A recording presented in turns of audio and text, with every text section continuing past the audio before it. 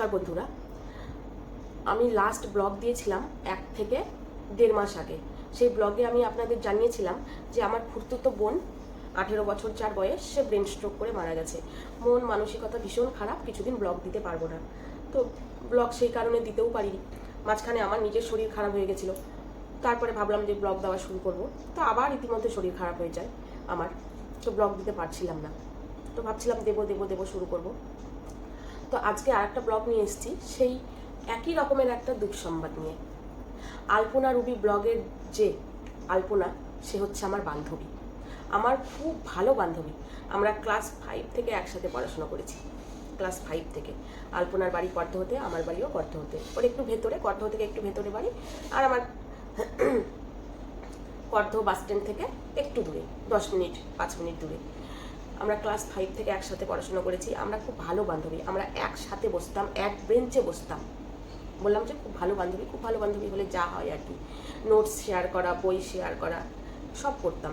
সেই বান্ধবী আমার আজকে নেই, আপনারা সবাই জানেন সেটা।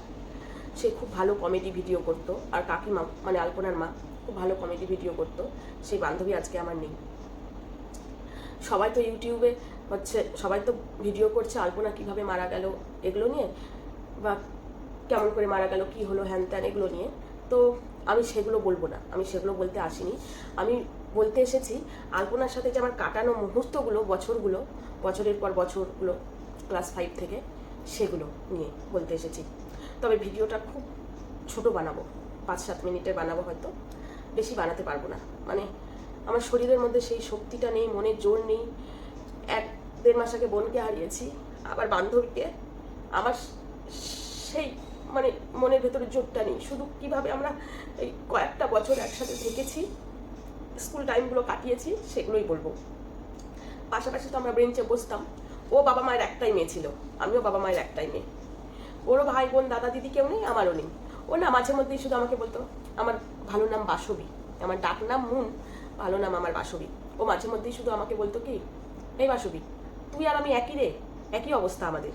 তোরও কোনো ভাই বোন দাদা দিদি নেই, আমারও কোনো ভাই বোন দাদা দিদি নেই। এই কথাও শুধু বলতো মাঝে মধ্যে, মানে এই মাসে একবার হলেও এই কথাটা বলবে, বাসবী তোর আর আমার অবস্থা একই, তোরও কেউ নেই, আমারও কেউ নেই। আমি আবার ওকে ইয়ার্কি করে বলতাম কি, হ্যাঁ তুই বাদ দে তো, চুপ কর তো, কত বলবি এই কথা, তুই কত বলবি এই কথা। এগুলো বললে কি আমাদের ভাই বোন দাদা দিদি ভগবান আমাদের গিফট করবে? করবে না তো, তুই চুপ কর। ও মাঝে মধ্যে এই কথা বলতো, আমি আবার এই কথা বলতাম। আবার কোনো সময় বলতাম, হ্যাঁ ঠিকই বলেছিস, আমাদের কেউ নেই, ভাই বোন দাদা দিদি কেউ নেই। ও বলতো কি যে এই আমরা বন্ধু বান্ধবীগুলো যারা আছি, তারাই হচ্ছে পরবর্তীতে যদি যোগাযোগ থাকে, যোগাযোগ রাখবো, থাকবো, গল্প হাসি মজা করবো, এরকম করে বলতো। তাহলে হ্যাঁ ঠিক আছে।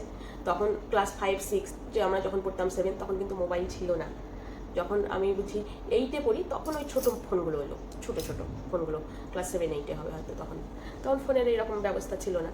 তো ও বলতো যে আমরা হচ্ছে পরবর্তীতে বান্ধবীদের বাড়ি যাওয়া আসা করবো। তখন তো আর ফোনের যুগ ছিল না, নাহলে বলতো হয়তো যে আমরা ফোনে যোগাযোগ করবো, মেসেজ করবো, হ্যান করবো, এগুলো ছিল না।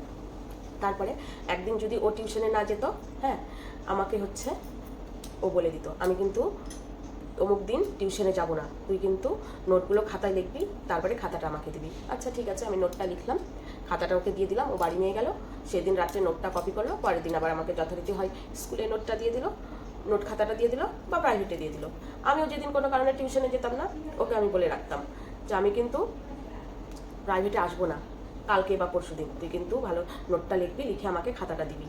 তো নোটটা লিখে ও সেম তাই করতো, আমাকে খাতাটা দিত, আমি রাত্রেবেলা নিয়ে গিয়ে কপি করতাম, তারপরে পরের দিন স্কুলে হোক বা টিউশনে হোক ওকে আবার খাতাটা ফেরত দিয়ে দিতাম।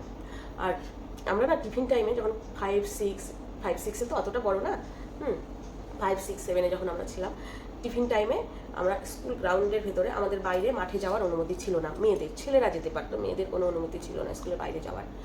আমরা ওই স্কুলের গ্রাউন্ডের ভেতরে এমনি করে ঠিক গলা ধরে ঘুরতাম। ও আমার এমনি করে গলায় হাত দিত, আমি ওর এমনি করে গলায় হাত দিতাম, দিয়ে দিয়ে গোটা গ্রাউন্ডটা আমরা ঘুরতাম। এই বিল্ডিংয়ে যেতাম, ওই বিল্ডিংয়ে একটু যেতাম, এই করতাম, পাশাপাশি বসতাম। তারপরে হচ্ছে আরও কত স্মৃতি আছে, একসাথে জলের বোতল নিয়ে জল ভরতে গেছি।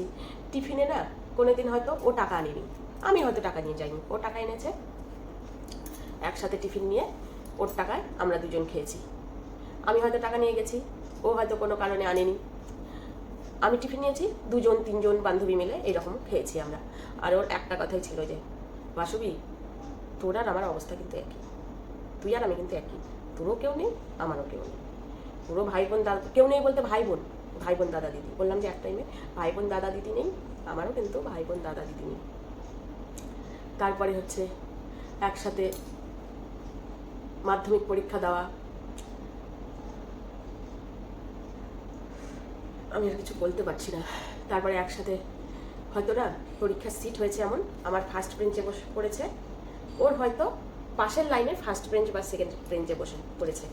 আমাদের কি দুঃখ যে আমরা পাশাপাশি বসতে পারিনি, বা আমার হয়তো লাস্ট বেঞ্চে বসে পড়েছে, ওর হয়তো পাশের লাইনে ফার্স্ট বেঞ্চে পড়েছে। এটা নিয়ে আমাদের ভীষণ দুঃখ হতো পরীক্ষায় যদি আমাদের এইরকম সিট পড়তো। 7 মিনিট হয়ে গেল, বললাম যে অল্প ভিডিও করব অল্প টাইমের, তাও 7 মিনিট হয়ে গেল। এইভাবে আমরা স্কুল লাইফটা কাটিয়েছি। তারপরে হচ্ছে আমি বাড়ি থেকে আচার নিয়ে যেতাম, আমার মা আচার বানাতো, তো আমি বাড়ি থেকে আচার নিয়ে যেতাম। ও হচ্ছে আমরা আমাদের আরও 2-3টে বান্ধবী আমরা একসাথে বসে টিফিন টাইমে গোল করে সে আচার খেতাম। আমার মা কুলের আচার বানাতো, আমের আচার বানাতো, সেগুলো আমরা খেতাম। ও চলে যাওয়ার পরে অনেক বান্ধবীদের ফোন এসছে, ওকে তো কঠোরতেই নিয়ে এসেছিলো, ও চলে যাওয়ার পরে আমি যেতে পারিনি, আমার শরীরটা ভীষণ খারাপ ছিল, আর গেলেও হয়তো আমি সহ্য করতে পারতাম না, কারণ পরপর এই 2টো ধাক্কা নেওয়া আমার পক্ষে সম্ভবই ছিল না। কিছুদিন আগে বোনটা ওইভাবে মারা গেল, আমার বান্ধবীটা এইভাবে, অনেক বান্ধবীর ফোন এসছে, কি খবর, কি ব্যাপার, যাচ্ছিস কি, যাবি কি, না আমি যেতে পারবো না। তারপর আরেকটু যখন বড় হলাম, হ্যাঁ, আমরা কি করতাম, একটা বান্ধবী আর একটা বান্ধবীর ঘাড়ের উপরে এমনি করে ব্রেঞ্চে বসে মাথা দিয়ে এমনি করে থাকতাম, এমনি করে। ও হয়তো আমার গায়ের উপরে ঘাড়ের উপরে এমনি করে মাথা দিয়েছে, দিয়ে কিছুক্ষণ থাকলো আলপনা, আমি আবার একটু পরে ঘাড়ের উপরে একটু এমনি করে মাথা দিলাম। তারপরে ওর একটা অভ্যেস ছিল এমনি করে ধরে, এমনি করে ঘাড় ধরে, এমনি করে ঘাড় এমনি করে মাথা দিয়ে হাঁটা। স্কুলে হয়তো টিফিন টাইমে আমরা ঘুরছি, এমনি করে হাত দিল আমার ঘাড়ের উপরে, দিয়ে এমনি করে ঘাড়ের উপরে মাথাটা দিল, দিয়ে এমনি করে জড়িয়ে ধরে এমনি করে হেঁটে বেড়াতো, ও হেঁটে বেড়াতো এমনি করে। সেই স্মৃতিগুলো না মনে হচ্ছে যেন চোখের সামনে একবারে জল করছে, আমি সহ্য করতে পারছি না, আমি মানে এই শোকগুলো ঠিক নিতে পারছি না। কয়েকদিন আগে আমার বোনটা ওই রকম 18 বছর বয়স, সে চলে গেল ব্রেন স্ট্রোক করে। আবার বান্ধবী কিছুদিন পরে, 1.5 মাস পরেই, 1.5 মাসই হবে, 1.5 মাস পরে আবার বান্ধবী, মানে বোনের শোকটাই আমি কাটিয়ে উঠতে পারিনি।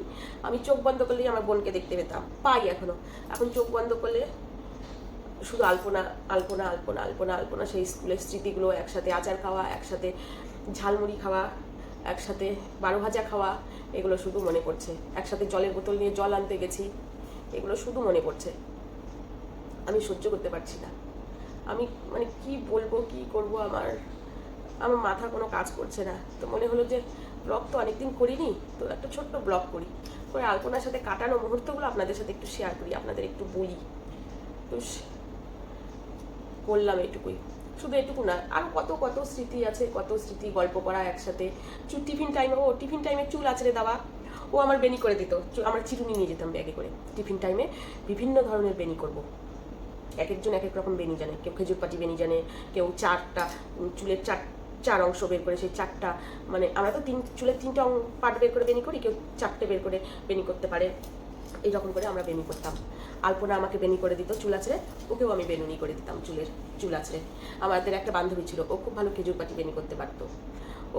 ও ফোন করেছিল আলপনা চলে যাওয়ার পরে, ফোন করে। তো এই স্মৃতিগুলোই শুধু বলা, এই স্মৃতিগুলোই শুধু মানে গল্প করা। ও আমাদের হচ্ছে খেজুর পাটি বেনি করে দিত। আর হচ্ছে আলপনাকে আমি সিম্পল বেনি বানাতে পারি, আমি চুলে ওর সিম্পল বেনি করে দিতাম, ও আমাকে করে দিত। কোনো টাইমে চুলে এমনি ক্লিপ লাগিয়ে দিত। এগুলো ছিল আমাদের টিফিন টাইমের মানে